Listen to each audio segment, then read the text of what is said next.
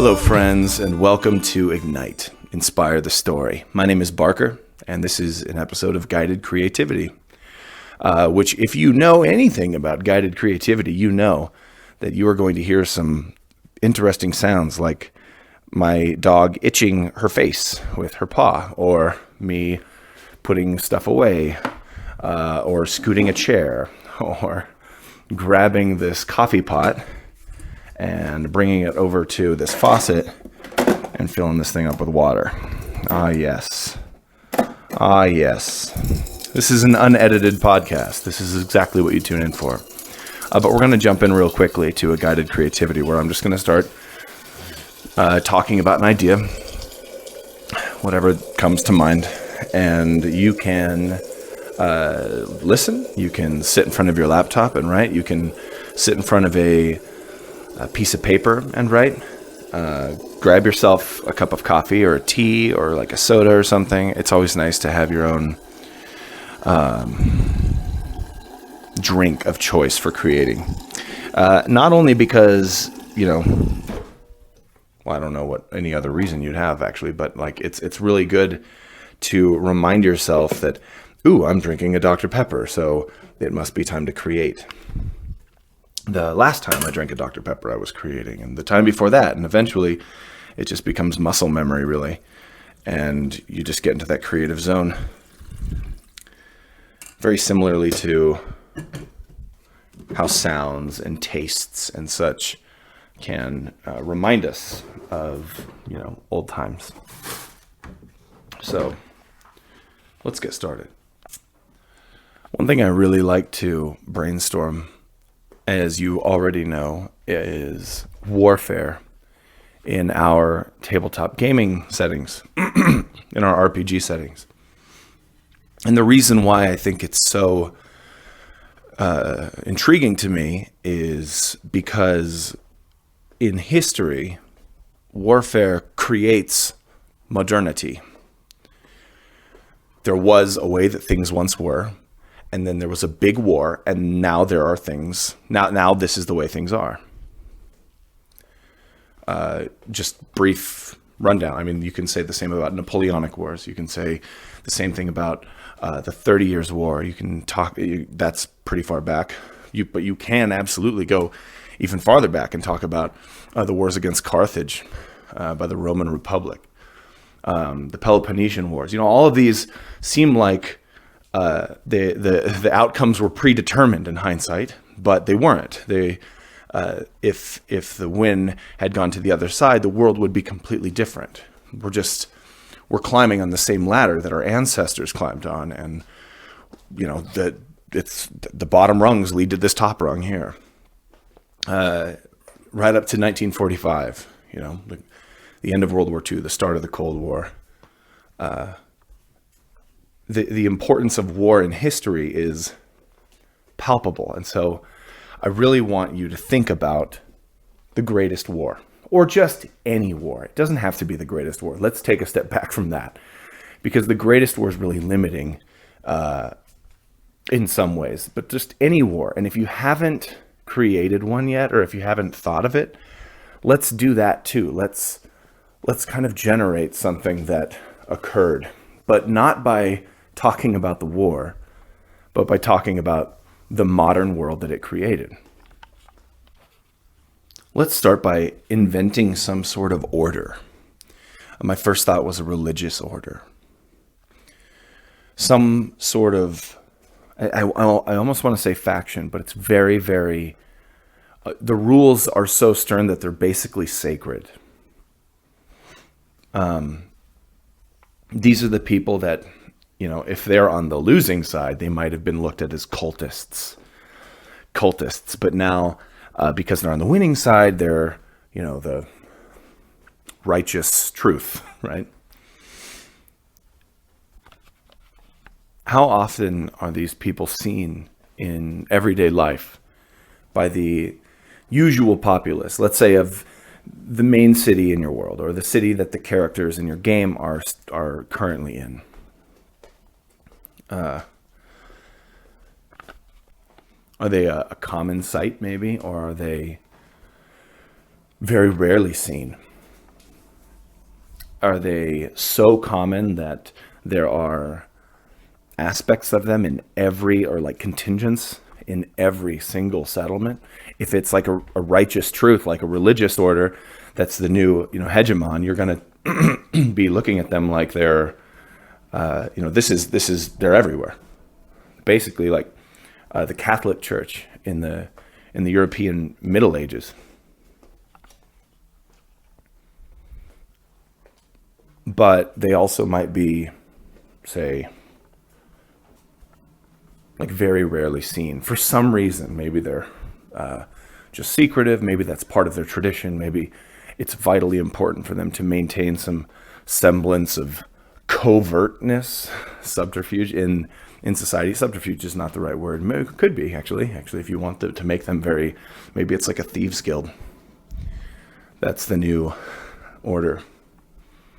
But you can also imagine, the way a Jedi like Qui-Gon Jinn might look in an outskirt planet like Tatooine, where, people recognize them, but they sure don't see them very often. Or we could be talking about the very old Republic, when now called the High Republic, which is really cool, where there are Jedi everywhere. This order is seen all over the place. And they wield a certain weapon, maybe, or a certain clothing. What kind of weapon do they wield? Are they warriors, actually? What do they fight for? What's their symbol? Amulets are cool, but like a colored sash, maybe, would be cool. Or, colored robes are nice, but what if they're like metal boots? To show how sturdy the world, how sturdy their foot on the world is, or something. Golden gauntlets, rings on every finger. One eye is cut out, and maybe it's replaced with a piece of stone, or copper, or some sort of gleaming metal. Maybe right on the eye is an engraved rank insignia of the person in the order, so you can tell by looking into their eye what their standing is. Maybe if there's nothing there, you're just a new recruit, and you have to obey this vow of silence. But if it's very intricately engraved, we're talking about, a colonel, or a mother superior, or the Pope, perhaps. A very high-ranking official in this order. Here's where you hear me drink some coffee.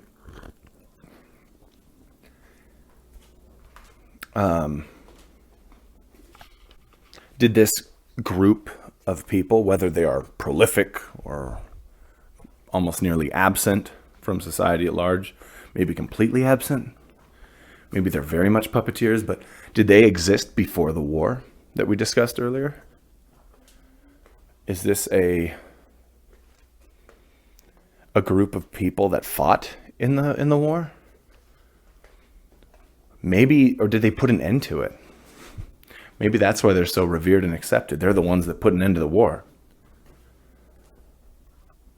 Maybe they lost the war, but in an effort to keep the peace between these two cultures or societies that still exist, even though the war is technically over and one side won. The other side, the people of the other side are still there, and public opinion as it is, you can't just go slaughtering everybody. So we're going to let people live in their country, but as long as they pay their taxes to us and obey their new rulers, we're good. And you know what? Here's the deal.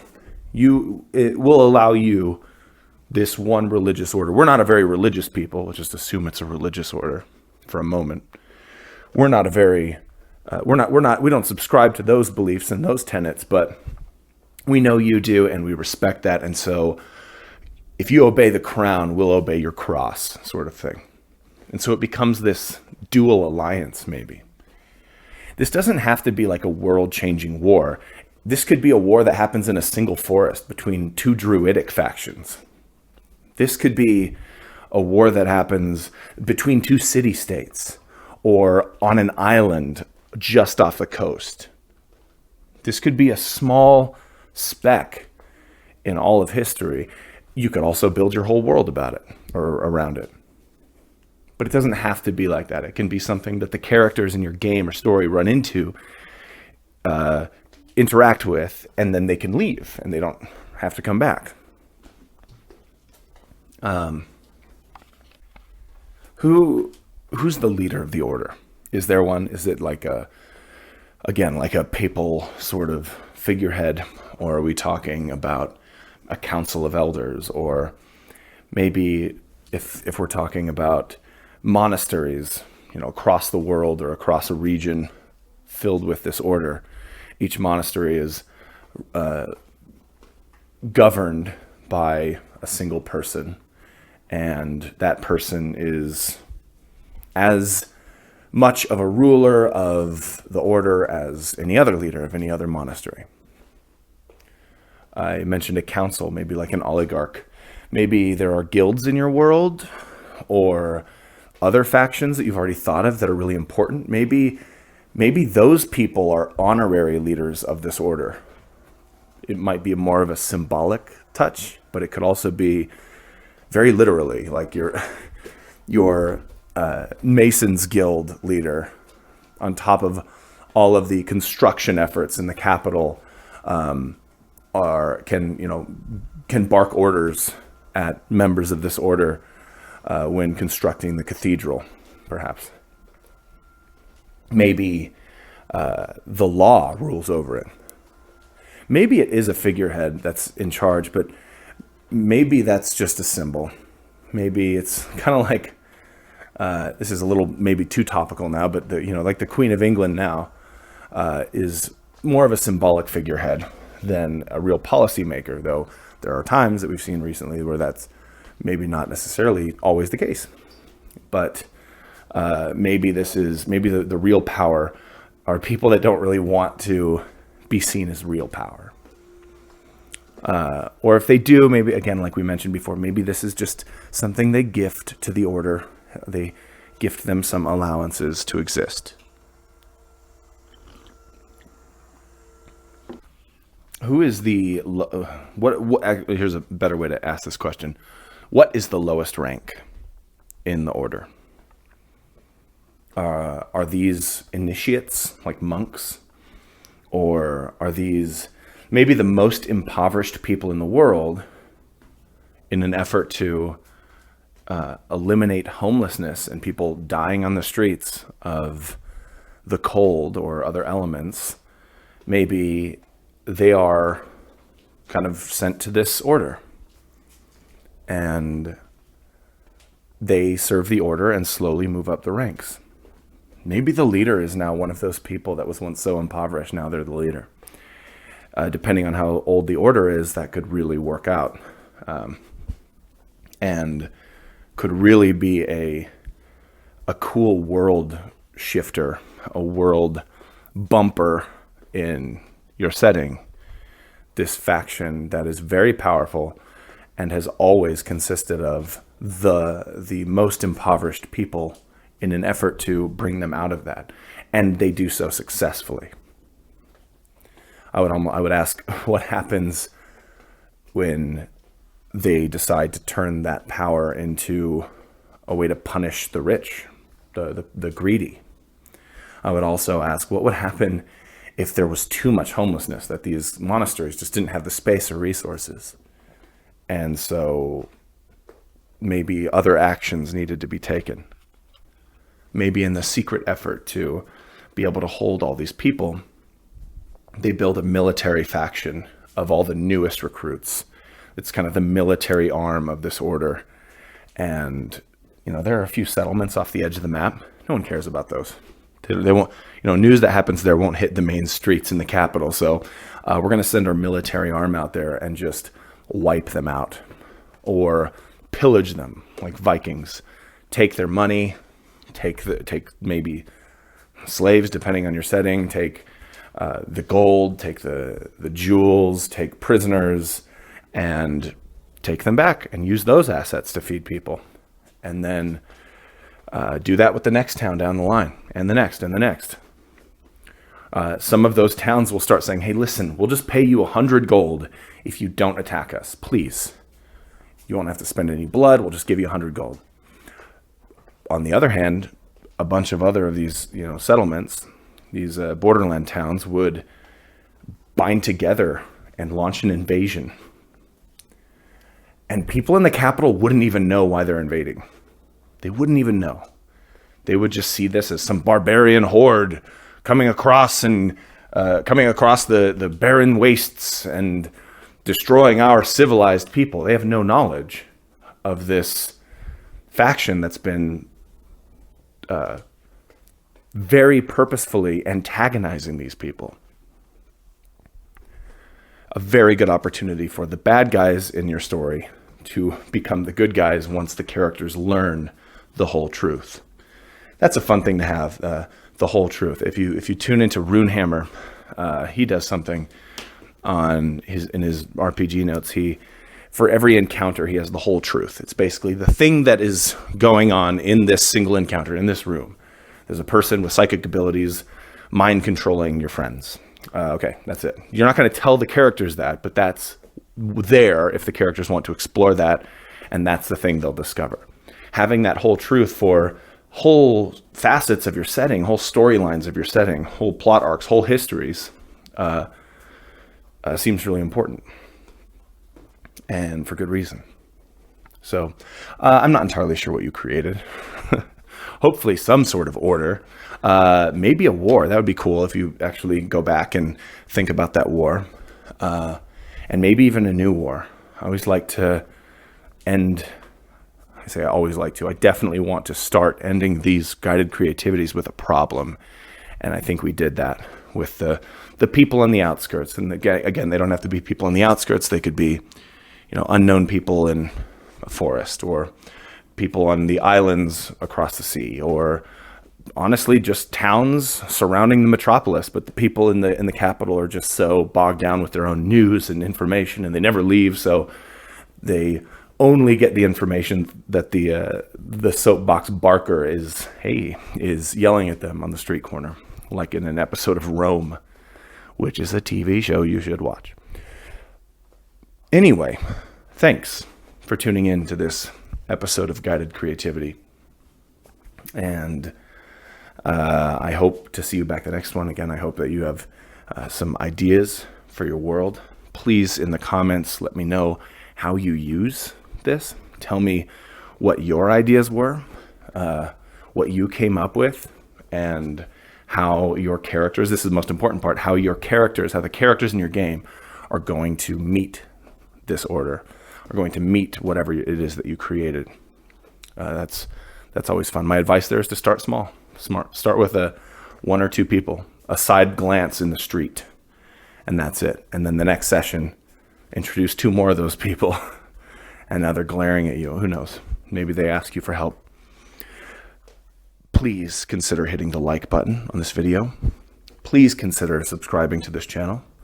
And even more important than either of those, consider sharing this with your GM, your friends, anyone you know, your creative writing friend, your mom, your great grandma, your Meemaw, just anyone that you feel would be interested in creating something, brainstorming something, writing something, getting those bits of creativity going in your mind. Igniting that fire is the point of this channel. Even if you don't end up creating a war or an order or whatever, anything that comes out of this is important. Always remember that as soon as you start getting inspired, stop listening to me and start listening to yourself.